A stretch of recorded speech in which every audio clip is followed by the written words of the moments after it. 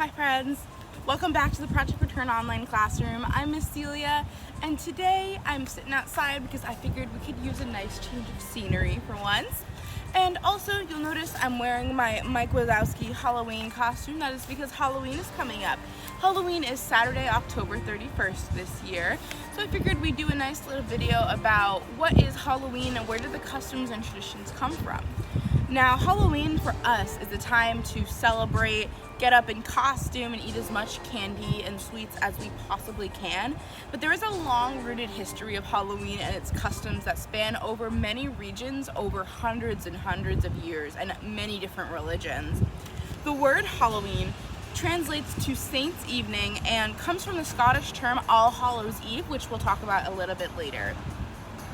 The customs of Halloween are thought to come from the Celtic nations such as Scotland, Ireland, Wales, and nations that don't exist today such as Brittany, Cornwall, and the Isle of Man within the United Kingdom region.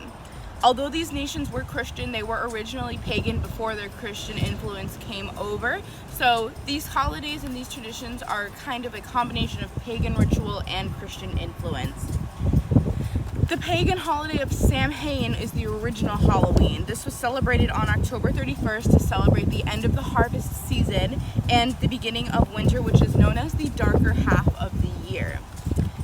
Samhain is thought to be when the boundary between our world and the spirit world is thinned so that souls and spirits and fairies can travel between and visit us. It's said that the souls of the dead at this time would return home seeking hospitality, so offerings, food, and beverages and other drinks and such were left at the doorstep to keep out unwanted guests, to provide offerings to make them leave the home.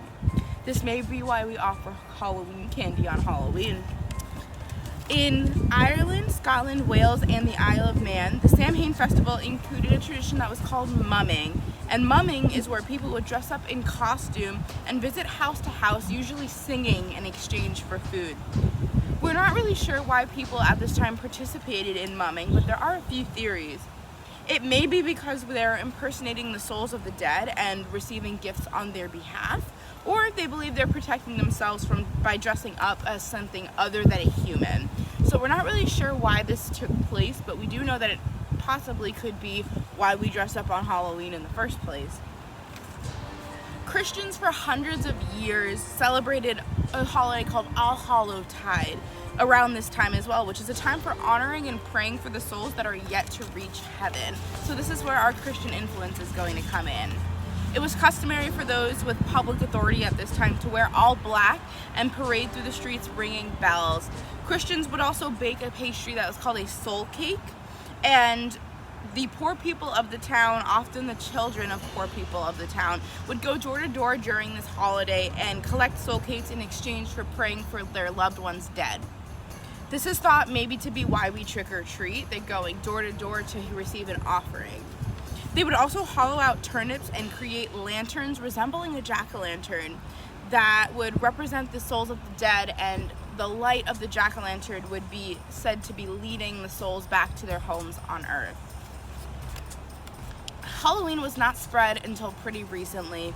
The Puritans in the formation of the United States brought their traditions when they came over and formed the US, but although there's no record of Halloween being commonly celebrated, it's believed that it wasn't really celebrated here until a mass Irish and Scottish immigration in the 19th century, and that's when Halloween became a lot more mainstream and became a major holiday.